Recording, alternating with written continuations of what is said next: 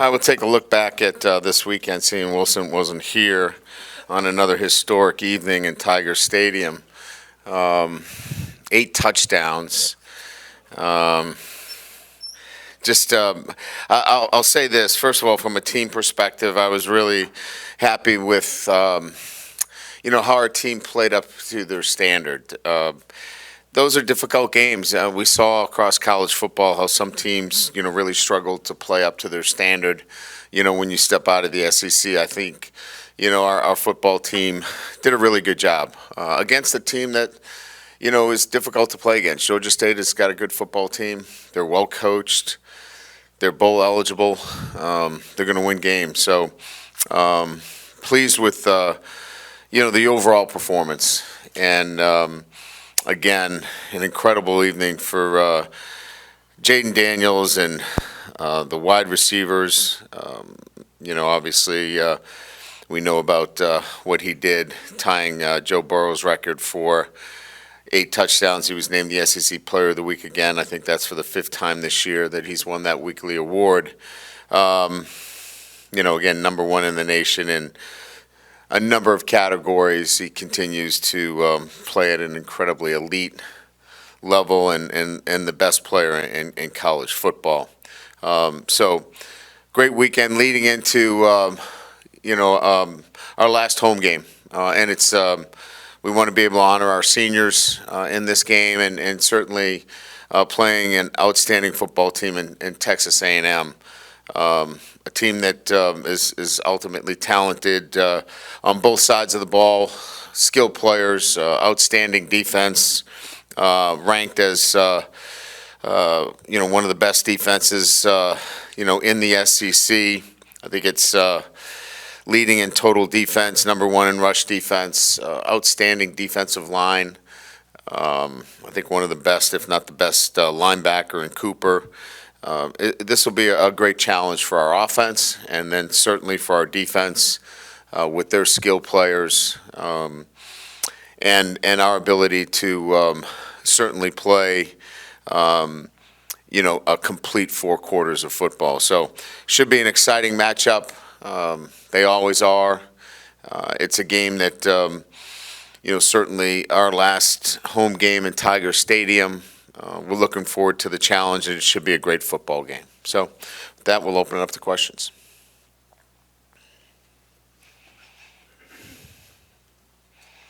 Here, when you got here 2 years ago, some of the guys that you'll honor this weekend, is there anything that you kind of reflect upon, or how emotional that might be for some of the guys when you got here and this will be their last game here? Yeah, I got to start with the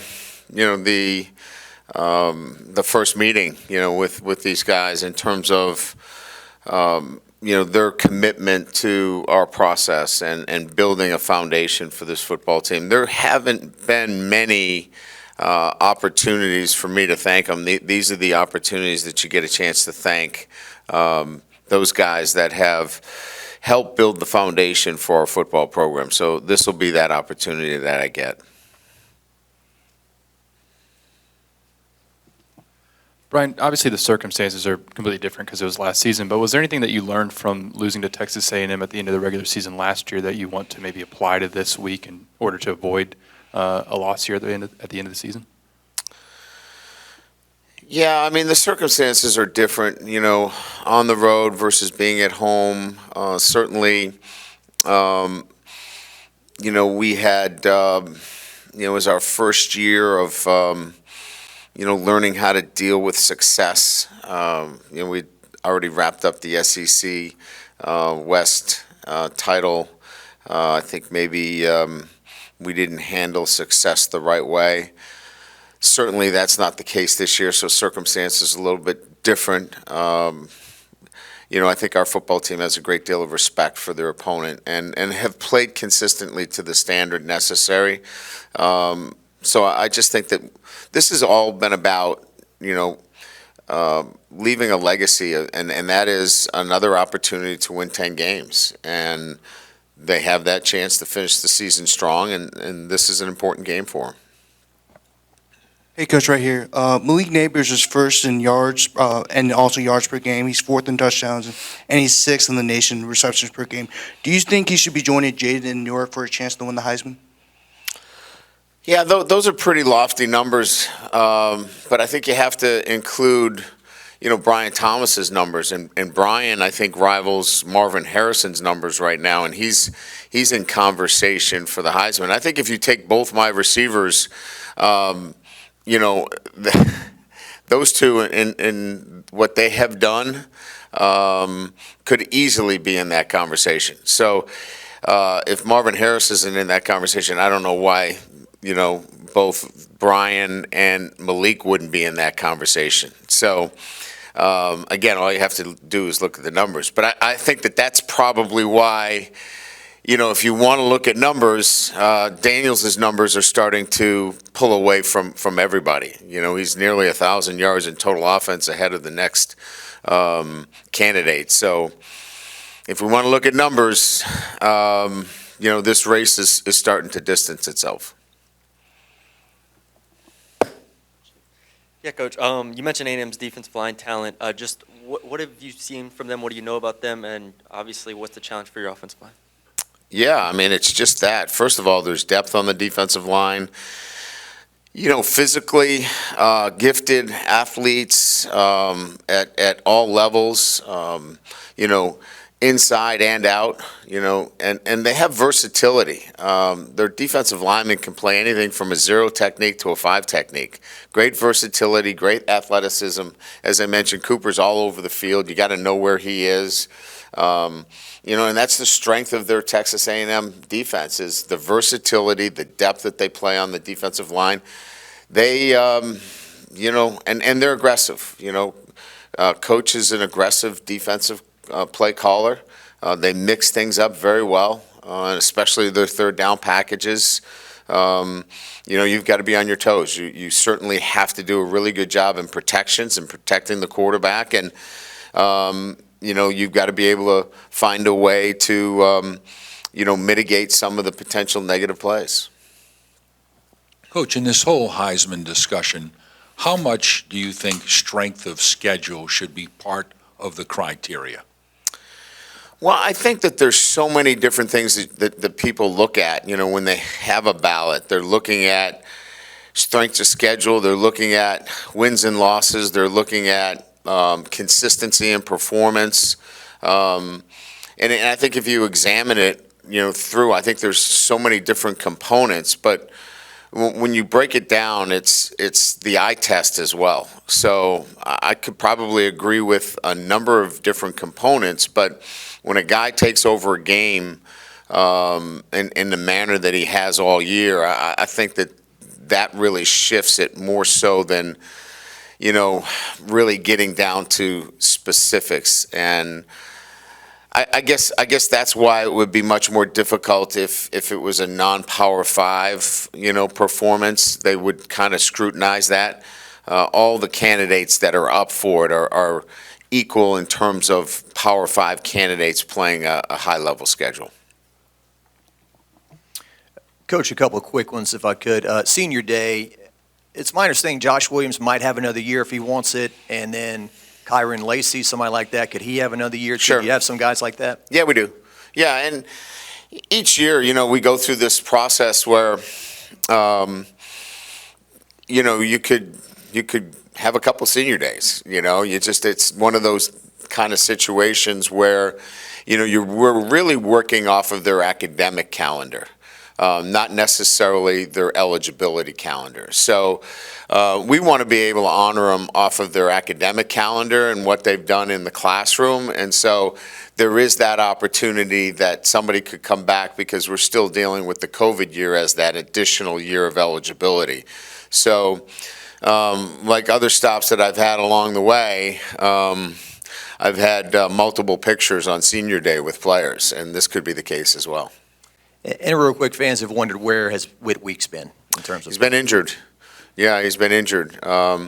He had an accident that left a nasty gash in his foot, and he wasn't able to play at the highest level. We could probably got him in the Georgia State game. That was my decision not to play him. I did not want to, put him in a game where, he pops 2 or 3 of those stitches and then we didn't have him for A&M. We're going to need him this weekend. Hey, Brian. Logan Diggs, if I'm not mistaken, wasn't on the sideline on Saturday. Can you confirm if he was with the team and then his availability for this week? He was with the team. Okay. Yeah, he was with the team. He should be available. He's been dealing with an upper body injury. He's in good stead with the team. He was with us at the hotel. He was with us throughout. He may have popped inside for a little bit, but he was with us throughout the entire week of preparation. He tried, diligently on Thursday. We put him through a pretty good workout on Thursday. We just felt like, again, with the depth that we have at that position, we wanted him. He's a guy that initiates contact. He's a physical runner. We wanted him 100% for an A&M.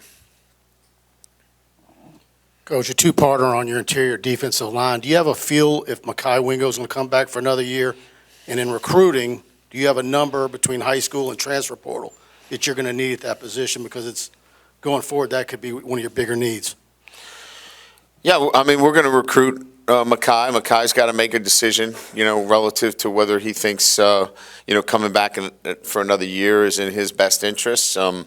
We're obviously going to give him a lot of data in terms of what we think is in his best interest, and we'll let him and his family and those that are helping him make his decision, process through that.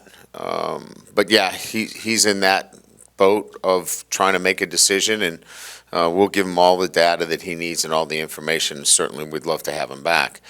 So that position in itself, the defensive line, interior help is where we're looking, to help our football team. We think we're in a pretty good position at the edge of our defense. We need to get bigger, and so I think the defensive tackle position will be probably the area that you'll see us, move aggressively. I believe our good friend Wilson wrote an article about this, but could you speak to the specifics of Jayden's off-season preparation or maybe in-season preparation with the VR headsets and the throwing in California? How much of that do you think has helped him make this leap? Well, I think the mindset of a player and what he needs to do to move to that next level. Look, everybody has a choice, right? You can choose to be good. You can choose to be great. You can choose to be elite. He chose to be elite. And so then what are the steps that you have to do? And it's most of us just, in life, we're good with being really good. He wanted to be elite, and so he had to take some measures to get there. And it was early morning training. It was utilizing all of the modalities that were available to him, from VR to training in California to additional film study to footwork and training that he had not done before. So I would say that this was a choice of wanting to be elite, and he made those choices. We just provided him the resources necessary for him to get there. Just a couple quick ones. Just curious what your thoughts are on, in your experience, facing a team like A&M that's kind of dealing with an interim situation, and just what you can expect from those kinds of teams and kind of playing, for a lot still. But just and then also secondary had a question about J.K. Johnson and how his recovery from his injury is going. Yeah, so you could spend the day thinking about, well, A&M is without a head coach. What's their mindset? How are they going about this? And I've been in this long enough to know that whatever side of that they come out on really doesn't matter. It's about how we prepare. Because I just believe if we do a great job preparing and we perform at our level, we're going to have success. So I respect the question and understand why you would ask it, but we just have to focus on our preparation. We've got to prepare really well against a good football team, and so that's how we'll go about it. JK is making really good progress. It's an injury that requires time more than anything else, and the time element is giving him the opportunity. I think this week, I could be off by a few days, but I think he gets into the Alter G, which is the non-weight bearing treadmill, where he'll begin running, and so he's making pretty good progress.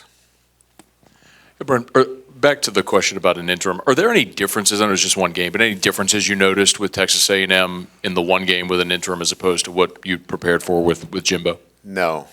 There's the quarterback was different, without, Johnson being in there. But other than that, I mean, the offense is a little bit different. They tend to be in a little bit more of read option kind of mode. But other than that, it's still an aggressive defense.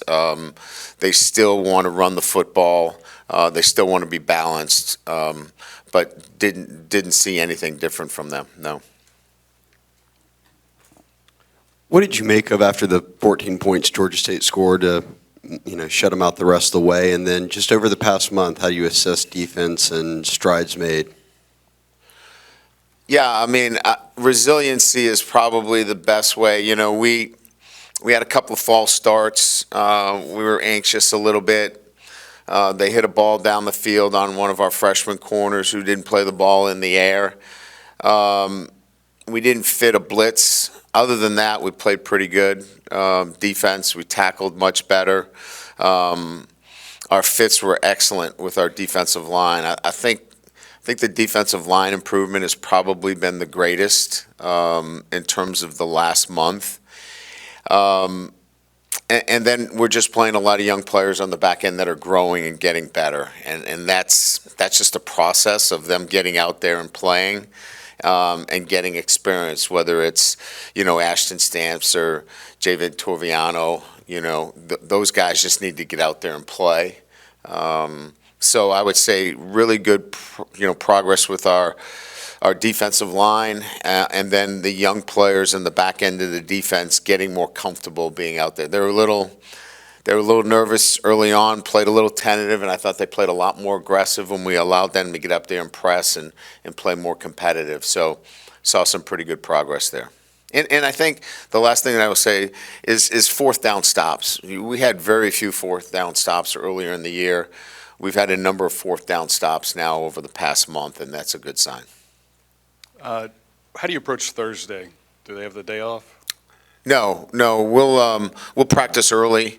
In the morning. We'll finish up around 11:30, 11:45.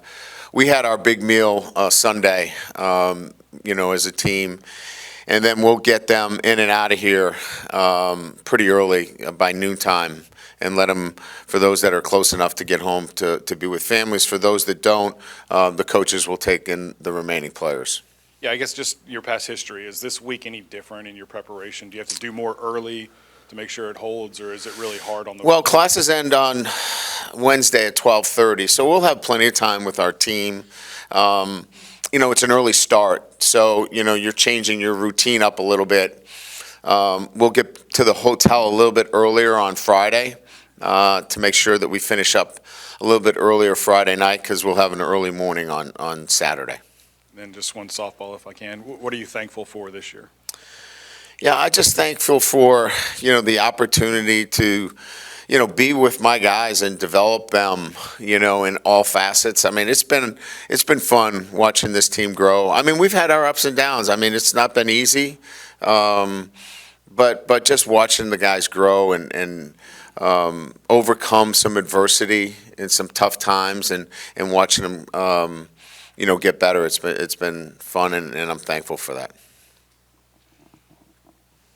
Hey, Coach, I think after the Florida game, you gave a shout-out to Josh Williams and Noah Kane. What does senior day mean for two guys like that? Maybe haven't played as much, but have stuck around through the process.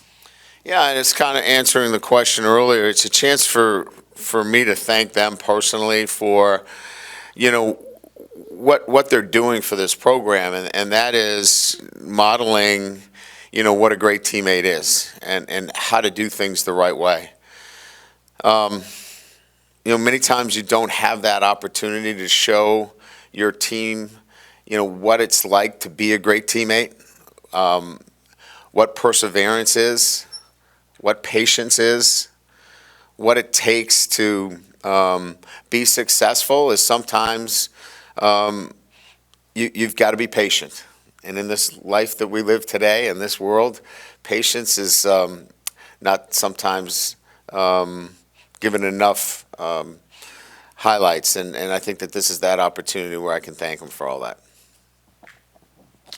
Brian, I was too busy keeping up with Jayden's numbers the other night, but did Andre Sam... I was too busy watching him. He kind of made me dizzy. Did Andre Sam return to the game, and his injury status on anybody else? Yeah, he did not return to the game. He will be a go for this weekend, so he's cleared. Yeah, the only other injury situation we had, we talked about Witt. We wanted to be careful with him with the foot injury, and then Logan. He's cleared for practice for Tuesday. So